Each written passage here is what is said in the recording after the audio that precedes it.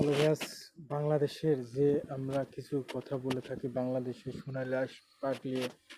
বাংলাদেশে এখন তোলপাড় চলছে যে বাংলাদেশের সাধারণ মানুষ দেশে চলাফেরা করতে খুবই হুঁশিয়ার, তারা ভয় পাচ্ছে এবং তারা বড় বড় ব্যবসায়িকরা ভয় পাচ্ছে।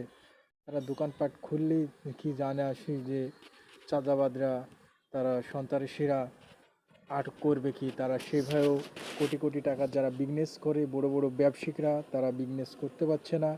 এ কথা জানাচ্ছে দেশের অবস্থা খুবই খারাপ। তাই আমি জানাই সরকারের কাছে, প্রকৃতি বাংলাদেশের মানুষ সবাই যেন নিষ্ঠুরভাবে বসবাস করে, সবাই যেন ভালোভাবে বসবাস করে। ব্যবসায়িক যে সাধারণ মানুষ, শ্রমজীবী মানুষরা এবং কৃষকরা তাদের জন্য সোহালে আবাদ পানি ঘরে তুলতে পারে, আবার সেই রাঙ্গা বাঙ্গা সৃষ্টি জনে না হয় সেইভাবে জনে। বাংলাদেশের সেনা নামিয়েও কোনো কাজ হচ্ছে না।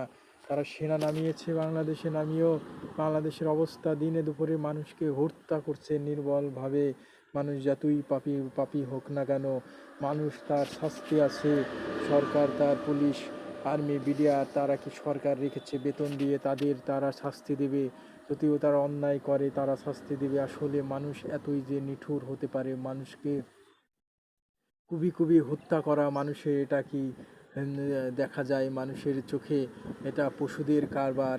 তাই আমি জানাচ্ছি বাংলাদেশের কাছে, অবশ্যই বাংলাদেশের মানুষ সচেতন হও, বাংলাদেশের মানুষ একতা হও, বাংলাদেশের মানুষ মানুষকে মানুষ ভালোবাসতে থেকো, সব একত্র থাকো, দেশকে দেশ বাঁচাও। জনগণ যদি দেশকে বাঁচায় তাহলে দেশ বাঁচবে, আর জনগণ যদি দেশকে নষ্ট করে ফেলে তাহলে দেশ অধপথে চলে যাবে। তাই বলছি বাংলাদেশের মানুষ সাপোর্ট দাও, দেশকে দেশ বাঁচাও, সরকারের কথা শোনো। বাংলাদেশের পুলিশ আদালত এবং পুলিশ প্রশাসন আর্মি বিডিআর তারা দেশ চালায় ভালোভাবে, সুস্থভাবে দেশ চালাও। মানুষকে অন্যায় বড় ছোট ভেদাভেদ নাই, মানুষকে সবাইকে তোমরা এক সমান চোখে দেখো। বাংলাদেশের সোনালী আঁশ পাট নিয়ে যে আশা আকাঙ্ক্ষা করেছিল, যদি এ অবস্থায় চলে দেশ, যদি দেশই না বাঁচে তাহলে মানুষের ফসল কিভাবে বাঁচবে? দেশই অধপথে চলে যাচ্ছে বাংলাদেশ। তারা এভাবে নির্মলভাবে যদি প্রকাশ্যে যদি হত্যা করে দেশে, তাহলে দেশ কোথায় থাকে? দেশ কোথায় থাকে? দেশের অবস্থা অনেকটা খারাপ। আমি তাই বলছি বাংলাদেশের অবস্থাটা অনেক খারাপ।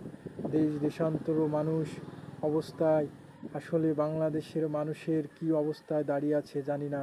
বাংলাদেশের প্রকৃতি মানুষ ভালো পথে চলুক, ভালো কাজ করুক, সেই পথে আমি জানাচ্ছি। বাংলাদেশের যে আকাঙ্ক্ষা ছিল সোনালী আঁশ পাটের ন্যায্য পরিমাণ দাম হবে, সেটা আশা করা যাচ্ছে না। আপনি অবশ্যই বাংলাদেশের সোনালী আঁশ পাটের জন্য ন্যায্য পরিমাণ দামটা পায় এবং বাংলাদেশের মানুষজনের সুপথে ভালোভাবে চলে, সেই আশা আকাঙ্ক্ষা করে আমরা জানাচ্ছি বাংলাদেশের বড় বড় ব্যবসায়ীরা